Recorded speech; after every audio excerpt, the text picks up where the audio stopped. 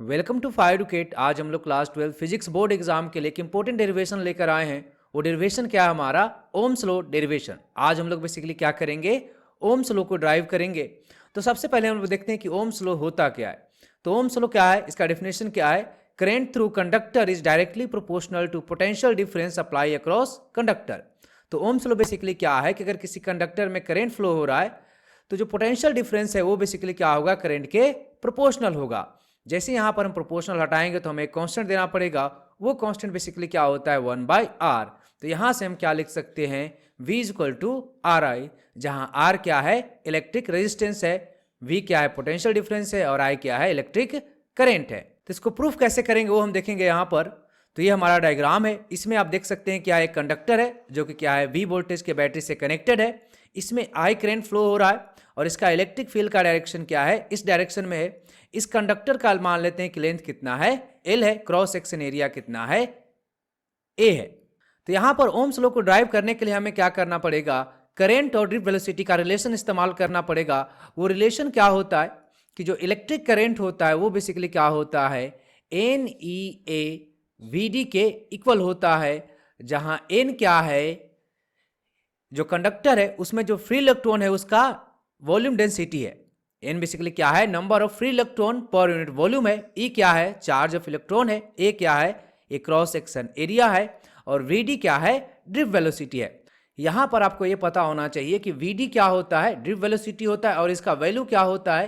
E by m, mass of electron. ये क्या? Electric field है, ये चार्ज ऑफ इलेक्ट्रॉन है, इनटू टाउ का एवरेज। टाउ क्या है? रिलैक्सेशन टाइम है, इसका एवरेज वैल्यू है यहाँ पर। तो ये क्या होता है? वीडी होता है। इसको हम इसमें पुट कर देंगे तो हमारा जो इलेक्ट्रिक करंट है वो बेसिकली क्या आ जाएगा? NEA। वीडी का वैल्यू यहाँ से पुट कर देंगे EE by m into tau का एवरेज। ये हो जाएगा। इसको थोड़ा सा और सिंप्लीफाई कर देते हैं हम लोग। तो ये क्या आ जाएगा हमारा? NE square A by m, और E का वैल्यू हम यहां से पुट कर देंगे। इलेक्ट्रिक फील्ड क्या होता है? Potential difference by L into क्या हो जाएगा? टाउ का एवरेज। ये आ जाएगा हमारा। इसको थोड़ा सा और सिंप्लीफाई कर देते हैं हम लोग। तो इसको क्या लिख सकते हैं? NE स्क्वायर A, ये हो जाएगा टाउ का average divided by M into L into क्या हो जाएगा? Potential difference. V क्या है? पोटेंशियल डिफरेंस है। तो ये हमारा क्या आ गया? बेसिकली करंट आ गया यहां पर इतना। तो यहां से हम क्या लिख देंगे? यहां पर जो करंट होगा, इलेक्ट्रिक करंट होगा, वो बेसिकली क्या आ जाएगा? आप यहां पे देख सकते हैं कि ये चीज बेसिकली क्या है? कांस्टेंट है। इसको हम क्या बोल देंगे? 1/r इंटू क्या आ जाएगा हमारा? V, जहां R क्या है? रेजिस्टेंस है, इलेक्ट्रिकल रेजिस्टेंस है। तो यहां से हमारा बेसिकली क्या आ जाएगा? V is equal to RI। यही क्या हमारा ओम्स लॉ है, जहां R क्या है? यहां पे R क्या है? इलेक्ट्रिक रेजिस्टेंस है। क्या है? इलेक्ट्रिकल रेजिस्टेंस है। R क्या है?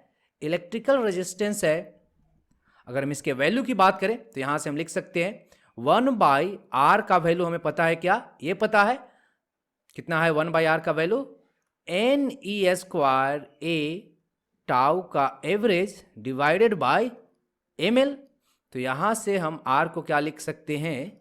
ml by NE square A tau का एवरेज। तो ये बेसिकली क्या होता है? इसको हम लिख देते हैं बेसिकली क्या? रो L बाई A, जहां रो का वैल्यू क्या है होगा? यहां पे हम लिख सकते हैं रो का वैल्यू क्या हो जाएगा?